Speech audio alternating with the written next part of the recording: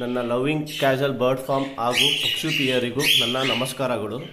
ನಾನು ಕಳೆದ ವಿಡಿಯೋದಲ್ಲಿ ಕಟಲ್ ಬೋನ್ ಆ್ಯಂಡ್ ಕ್ಯಾಲ್ಸಿಯಂ ಬ್ಲಾಕ್ ಹೇಗೆ ಯೂಸ್ ಮಾಡಬೇಕು, ಅದ್ರ ಬೆನಿಫಿಟ್ಸ್ ಏನು, ಯಾವ ರೀತಿ ಕೆಜಿಲಿ ಇಡಬೇಕು ಅಂತ ಎಕ್ಸ್ಪ್ಲೈನ್ ಮಾಡಿದ್ದೆ. ಇವತ್ತಿನ ವಿಡಿಯೋದಲ್ಲಿ ಕಟಲ್ ಬೋನ್ಗೂ ಆ್ಯಂಡ್ ಕ್ಯಾಲ್ಸಿಯಂ ಬ್ಲಾಕು ಏನು ಡಿಫ್ರೆನ್ಸ್, ಇದರಲ್ಲಿ ಯಾವುದು ಬೆಸ್ಟು ಅಂತ ಕೇಳೋದಾದರೆ ನನ್ನ ಒಪಿನಿಯನ್ ಪ್ರಕಾರ ಕಟಲ್ ಬೋನಲ್ಲಿ ಜಾಸ್ತಿ ಬೆನಿಫಿಟ್ಸ್ ಇರುತ್ತೆ. ಯಾಕಂದರೆ ಇದರಲ್ಲಿ 3 ಐಟಮ್ ಇರುತ್ತೆ. ಒಂದು ಎಕ್ಶೆಲ್ಸು ಪ್ಲಸ್ ಕಟಲ್ ಬೋನು, ಸೊ ಎರಡನ್ನೂ ಮಿಕ್ಸ್ ಮಾಡಿ ಇದನ್ನು ಮಾಡ್ತಾರೆ. ಸೊ ಇದರಲ್ಲಿ ಅದು ತಿನ್ಬೇಕಾದ್ರೆ ಜಾಸ್ತಿ ವೇಸ್ಟೇಜ್ ಹೋಗಲ್ಲ. ಆಮೇಲೆ ಇದು ಅದು ತಿನ್ನೋದ್ರಿಂದ ಅದು ಬೀಕು ಸ್ಟ್ರಾಂಗ್ ಆಗುತ್ತೆ. ಆಮೇಲೆ ಬ್ರೀಡಿಂಗ್ ಟೈಮಲ್ಲಿ ಫರ್ಟೈಲ್ ಎಗ್ ಇರುತ್ತೆ. ಆಮೇಲೆ ಎಕ್ಶೆಲ್ಸ್ ಎಲ್ಲ ಸ್ಟ್ರಾಂಗ್ ಇರುತ್ತೆ.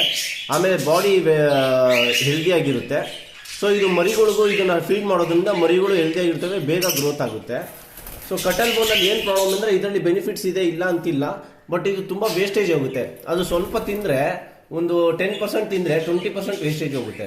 ಸೊ ಇದರಲ್ಲಿ ಕಟಲ್ ಬೋನಲ್ಲಿ ತುಂಬ ವೇಸ್ಟೇಜ್ ಹೋಗೋದ್ರಿಂದ ನಾನು ಕಟಲ್ ಬೋನ್ ಯಾವುದಕ್ಕೂ ಸಜೆಷನ್ ಮಾಡಲ್ಲ.